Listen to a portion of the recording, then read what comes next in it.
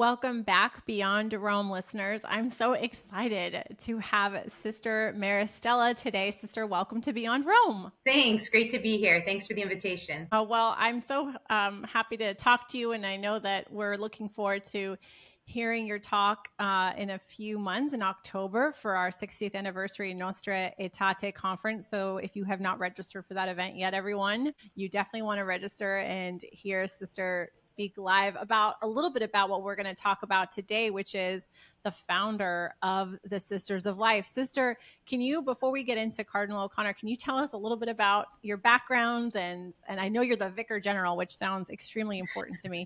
So just tell us a little bit about your backgrounds and how you came to be a Sister of Life and all of that. Sure. Yeah. So I've been a Sister of Life for the last 19 years. And as Sisters of Life, we believe that every person is sacred, unique, and unrepeatable, infinitely loved by God. But we know it's easy to forget that going through this life. So we've discovered that when people are loved for who they are, not for what they can do or produce or achieve, but for who they truly are, they thrive and live in the fullness of life. So as Sisters of Life, we have a variety of apostolates. Our first work, though, is prayer. So we spend several hours a day in prayer. And from that contemplation flows all of our efforts on behalf of human life. So we serve women who are pregnant and in difficult situations. We surround them with love so that they can experience God's love and receive the gift of their own lives and choose life for their children. We also share the message of the gospel of life and God's plan for life and love in a variety of places across the country, wherever we're invited to speak.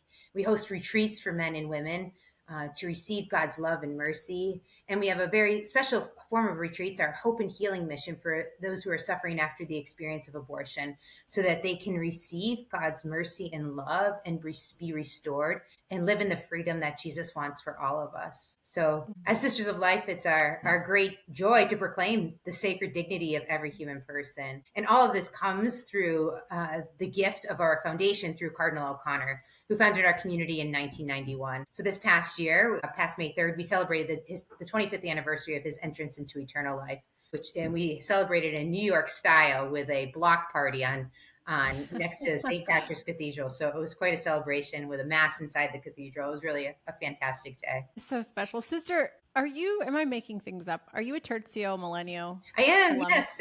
Okay. Yep. I remember we bonded over that. See, I'm not making it up. No. It's just been a few years. And, No. But I think I was first exposed to the Sisters of Life when I was in Poland. Okay. Because these girls in my program were like, oh, we're going to go to downtown Krakow and like see the Sisters of Life. And I'm like, you're going to go all the way to downtown just to kind of stalk these sisters. And then I realized, oh, I know why, because you are all so special and so joyful. And then working at Endow, I got to meet more of you. And I think that's where we had met. That's right. And I thought, okay, now I get it. Now I get why there was that stalking going on of the sisters. So the sisters have been a huge blessing in my life since I was introduced to all of you in 2019. I thought, oh, I forgot that you're also a Tertio Millennial alum. You have an interesting, like before you became a Sister of Life, you kind of had an interesting background, if you want to briefly share. Sure. Yeah, I suppose it's not the it's just an unusual path, and God loves creative stories, and He is creative with people's lives. So,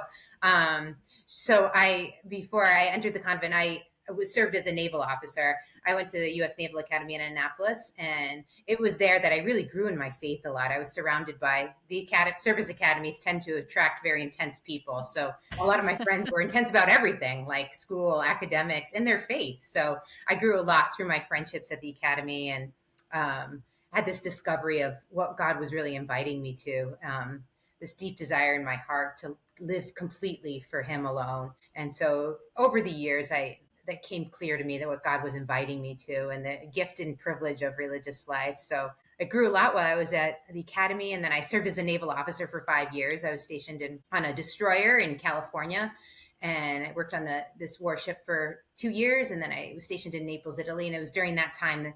It was actually during the time when John Paul II was dying. So the fruits of his life were had such an important impact on my own life, seeing his witness, seeing his great love for the human person, his love for Christ, his love for Mary. All these things inspired me. And so when I finished my time in the Navy, I visited different religious communities around. I thought I might live in some nice Tuscan monastery.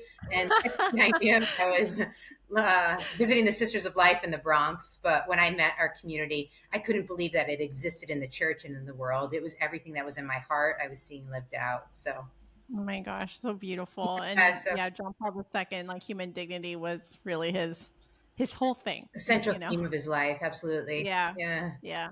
Oh, so incredible. So what does it mean, sister, that you are a vicar general? What does that mean? Very fancy.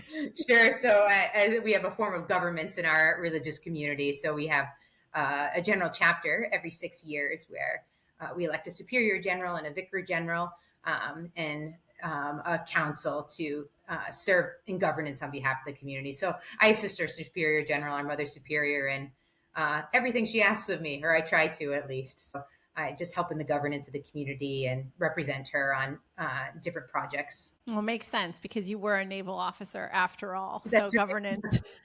So that I really should have been a vicar admiral, but that's doesn't work that way.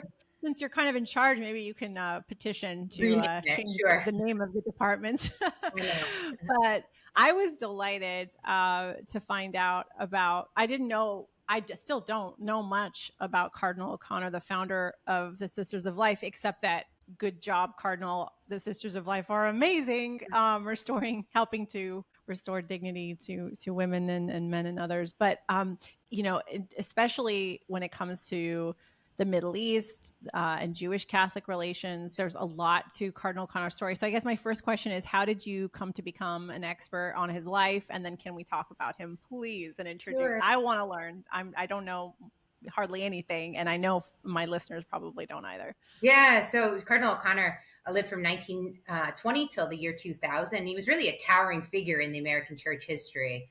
Cardinal Dolan likes to describe him as the John Paul II of the American church. And what John Paul II did for the Church Universal, in a sense, reviving the authentic Catholic Orthodox spirit, giving us a sense of pride in being Catholic. What John Paul II did for the Church Universal, Cardinal O'Connor really did for the church in the United States. And even more so the church in the United States, but also the pro-life movement. Cardinal O'Connor was really a leader, and what was and what is a really diverse organization throughout the country. And so he really had a way of unifying different pro-life leaders and gathering them together to collaborate for the sake of the good. So how did I think your question was, how did I become so interested in his life? Well, certainly Cardinal O'Connor had been a Navy chaplain for 27 years. And when I looked at that, when I was first visiting the community, that was an easy connection for me. And though I knew when he died, it was my junior year at the Naval Academy. He died, and I remember praying for him at one of the daily masses, and they were experiencing the grief and loss, knowing that he had been such an important figure in the Navy, and some of the chaplains I knew at the academy had known him personally, and so that was significant. I just was aware of his name, but I didn't know anything about him until I started discerning our community. And the first time I came to visit our community, I visited our convent in the Bronx, and hanging on the wall is a picture signed by him. And underneath it are the words, "To my sisters of life, who are in the very center of my heart, my prayers, and my love. Please pray for me, and God bless you." Something in that just touched me so deeply. I received it almost as a message for me. So he was a man with a vast heart, very compassionate, loving heart. People say he had the gift that when you were in his presence, it was as if you were the only person in the world. Wow, that's very JP2. Very so, yeah. Wow, similar in that way, yeah. You hear that a lot about JP2, and I think just like saints in general, you felt like you're the only one that matters, which is very holy. So his mother is Jewish, and he did a lot for Jewish Catholic relations in the United States, which of course, like as you mentioned with John Paul II, John Paul II did so much. That's right. For the church. Yeah. There's so many things. I mean, just one thing on his resume would be enough for a lifetime, but there's so much. for women, for dignity, for the Eastern Catholic churches, for our union with the Orthodox. I mean, there's just so much to John Paul II. And so with Cardinal O'Connor as well, he comes from a Jewish family, Jewish background, and did a lot with Jewish Catholic relations. I would love to hear about his work there. Sure, yeah. Well, the interesting thing is he never actually knew of his Jewish roots. So it wasn't discovered until years after he died. So it is kind of mysterious in that way. He had a deep and profound connection to the Jewish people since his days as a Navy chaplain, really, where he collaborated with the Jewish chaplains and Jewish servicemen and women. But it wasn't until probably around the year 2010, 11, and 12, we started doing research. I had been doing research on his life since 2009, interviewing people who knew him.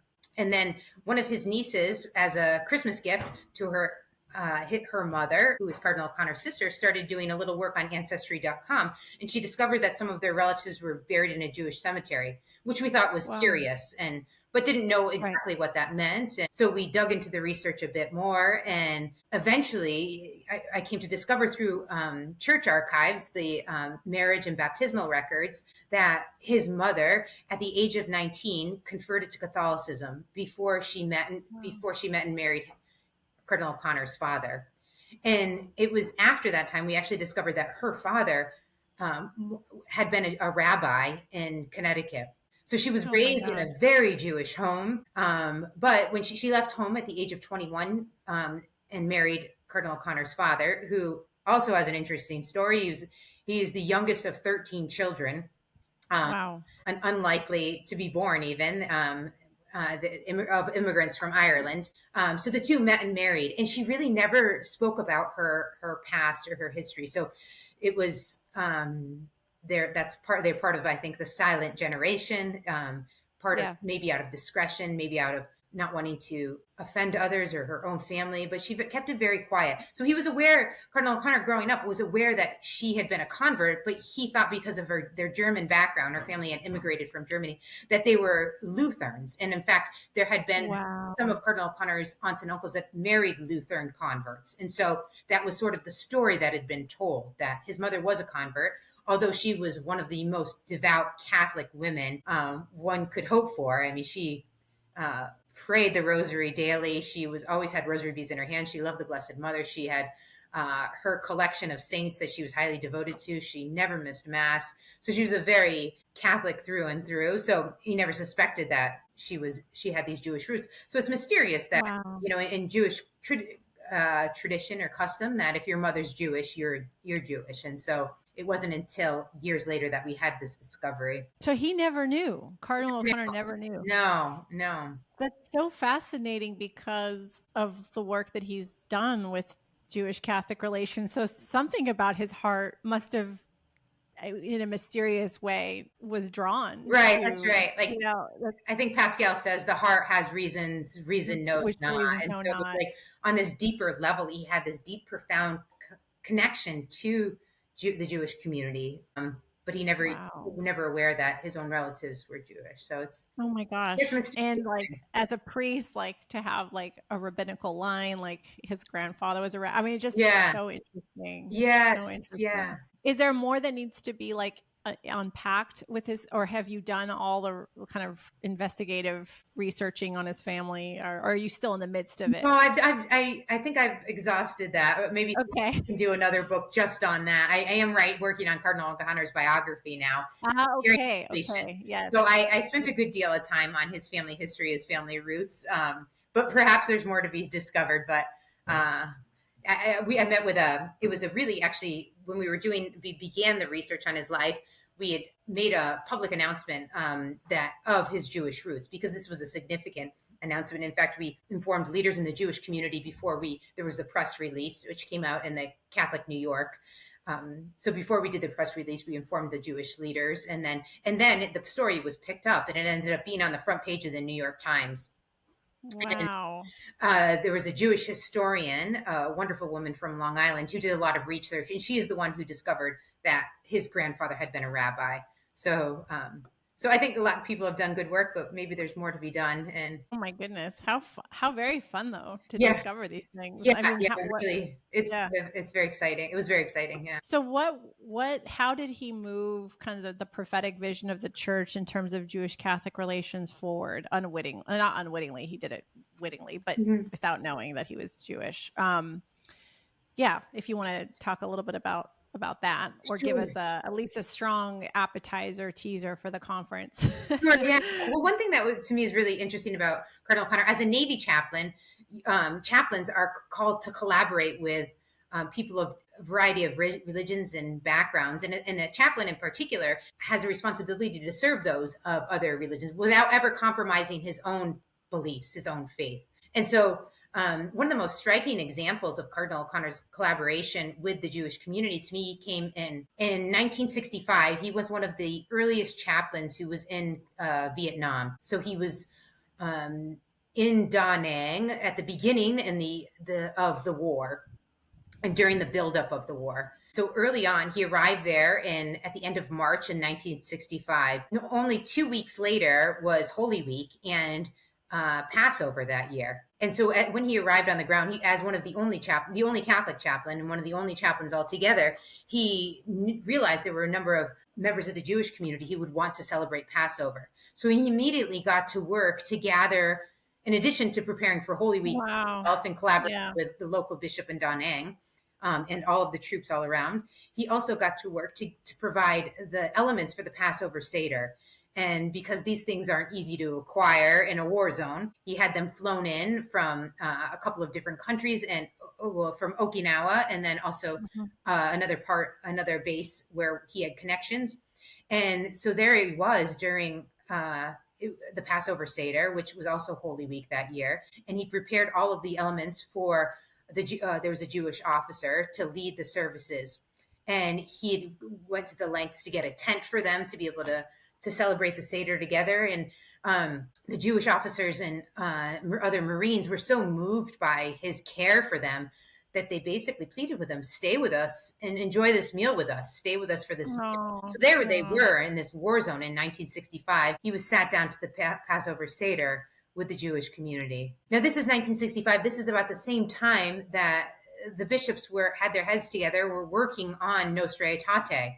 But he was, in fact, already living out some of the tenets, Right. respect for religions in his own life as the document was being written. So he embodied the document as it was coming together. Yeah, I love that because it's like I just love the prophetic impulse. You know, it didn't need a document to live the truth of the gospel in his own life as a call. That's right. Yes. Incredible. What about in New York specifically? Were there connections with the Jewish community there? Are there still connections? I know Cardinal Dolan has spoken very loudly about the problem of rising anti-Semitism. That's right. You know, in the church, sadly, as well as. That's right. Yeah. Country. Yeah. Yeah. No, Cardinal O'Connor really befriended the Jewish community almost immediately when he came to New York. And he was invited, in fact, to speak at a major Jewish synagogue or a major synagogue in New York City for the 20th anniversary of Nostra Aetate. Wow. And his words were so stirring on that particular address. He received 2 standing ovations in a 30-minute address because the Jewish rabbis would say that he understood us, he got us. He had a respect for our suffering, he had a respect for our history, and he helped us look beyond us. And he would often tell the Jewish community to be Jews, be proud of who you are, be proud of don't ever compromise your faith. So he had a way of calling them higher in a sense, and also, but out of deep respect. As the younger brother in the faith, he looked up to his elder brother with respect, but had a way of challenging his elder brother. Oh my goodness. I almost like the fact that he didn't know he was Jewish. It is. It just, yeah. Yeah. I mean, I'm sure once he found out when he, entered the kingdom, God willing, that was like a big joke between him and the Lord. But the fact that he created all these friendships and alliances with the Jewish community without even knowing that, he's from a Jewish family is really fun. I think God has a great sense of humor, sister. Yeah.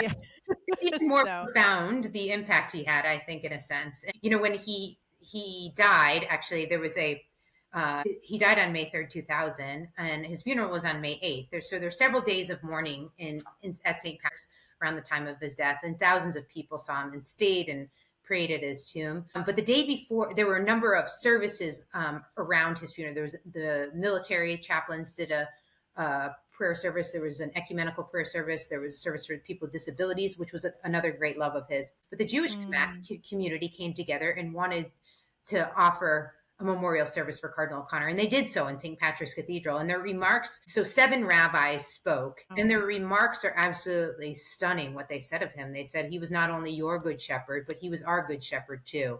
They had such an appreciation and gratitude for him that it's hard to believe that they spoke of him as the greatest friend the Jewish people ever had in the American hierarchy, and that he was faithful to their friendship. One rabbi went through a list of all the things he had done for the Jewish community, and just called it, so the love and affection was really profound and quite amazing. And so one of the rabbis, after he died, he said 500 years from now, the Jewish community any historian studying the 20th century will have to take account of the influence that John Cardinal O'Connor had within the church, within the Jewish community, that he was just a towering and prominent figure who created paths of unity with the Jewish community. Oh my gosh. Okay. So we need everyone to find out about this legacy in the American Catholic Church.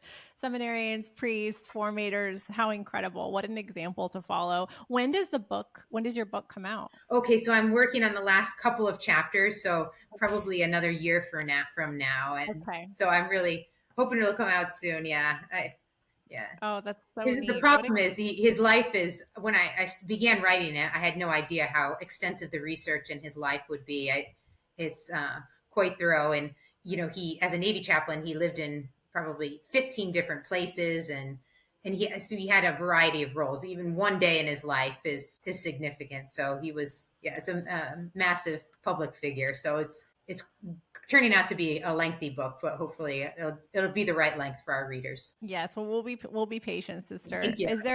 Is there anything that you we just want to encourage our listeners, whether it has to do with just the affront to human dignity, or our relationships with our Jewish fathers in the faith, as Pope Benedict called them. I mean, is there just because, the whole mission of Philos Catholic is not just to encourage us to embrace the fullness of the gospel, which is, of course, deeply connected to our Hebraic and Jewish roots, but also to have real life, true relationship with the Jewish community. And Cardinal O'Connor is a great witness to that. So is there anything that, especially in this very difficult time, where everyone's very much polarized and obsessed with politics, and parting Cardinal words? O'Connor's, something we can learn from Cardinal O'Connor, I think, and something an invitation for all of us, is that I think his respect for Jewish people began with his just respect for the dignity of the human person, of each person made in God's image. And perhaps his connection to the Jewish community came from, he would describe it as, he had an appreciation for the Jewish community, a lot of his life. In fact, the high school he went to was in a Jewish neighborhood. So he was aware of the Jewish background, and being a scholar, he had an appreciation for the Hebrew scriptures. But when he became chief of all Navy chaplains, this is a role that really thrust him into a major leadership position in the Navy. He became an admiral and was now responsible for 900 chaplains of all different backgrounds, of Catholics, Protestants, Jewish chaplains. So this was an enormous role. And then subsequently, he was also responsible for thousands of servicemen and women and their families.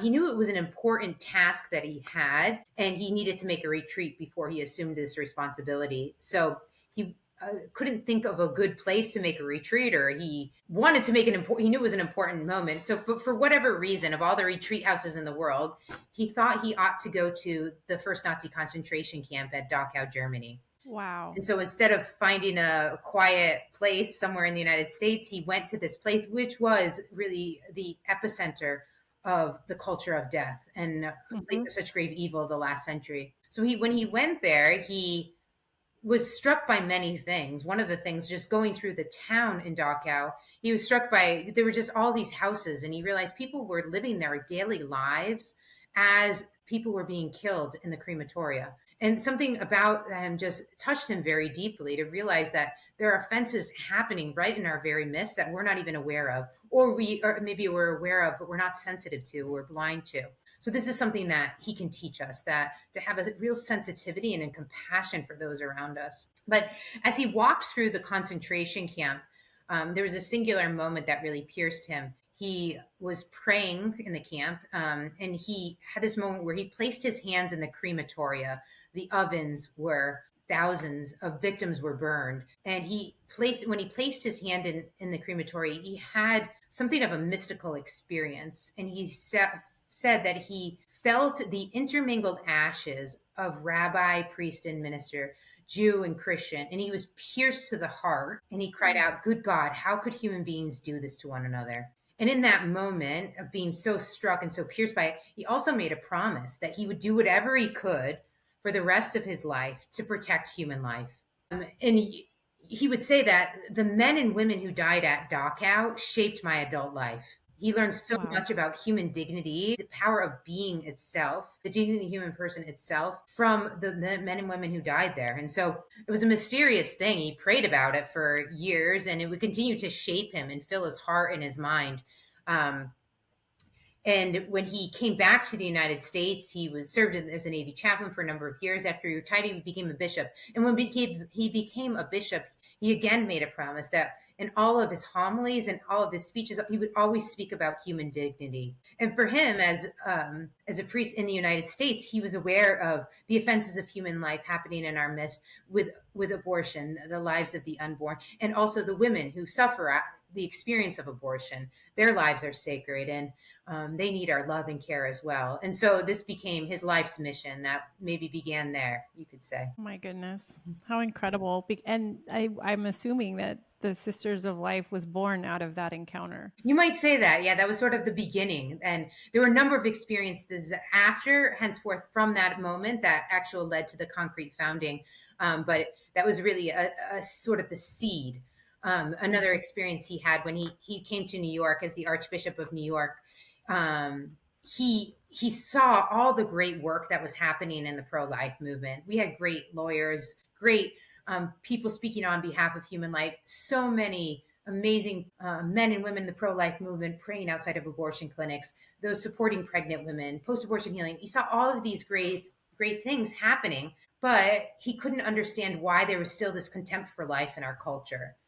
Yeah. One day he was praying in his chapel with the scriptures, and there's the story in the Gospel of Mark where Jesus sends the apostles out and to preach and teach and cast out demons in his name. And they returned to him saying, "Lord, we did all of these things in your name, but there's one demon we couldn't cast out." And Jesus said to them, "This demon can only be cast out by prayer and fasting." And when Cardinal O'Connor was praying with those words, he read those words, he realized this contempt for human life was a demon in our culture. It was a spiritual reality that demanded a spiritual response. And so in that moment, he had the awareness that there was a need in the church for a body to pray specifically consecrated to the cause of human life. And so he had that insight, and then he prayed about it for 5 years. He didn't do anything with it. He just simply prayed that possibly God might be asking him to do this. And so after 5 years of prayer, he essentially made a dare. I mean, really, like, as the Archbishop of New York, he had plenty of things on his plate, plenty of things to consume his time. So the fact that he could even think and pray to add anything else to his work, but he did, and he sort of began our community by writing an article. He wrote a weekly column in Catholic New York, the Catholic newspaper, and he wrote this column, and it was entitled "Help Wanted, Sisters of Life." And he laid out his vision. And to me, that was just so daring, because he didn't do he didn't media test it, or, ask a few people in advance, or have somebody lined up in the wings, who might be ready to join. He just kind of exposed his heart and the fruit of his prayer. And he was very humble about it too. He said, if this is the Holy Spirit, it'll last. And if it's not, it won't, and it shouldn't. But mysteriously, shortly thereafter, women began to come, and Now that was in 1991. And now there's 145 of us. So it seems to be of the Holy Spirit. It does. I love the, well, we're such activists just because we're broken human, and, you know, America has this wound as well, in particular, I would say.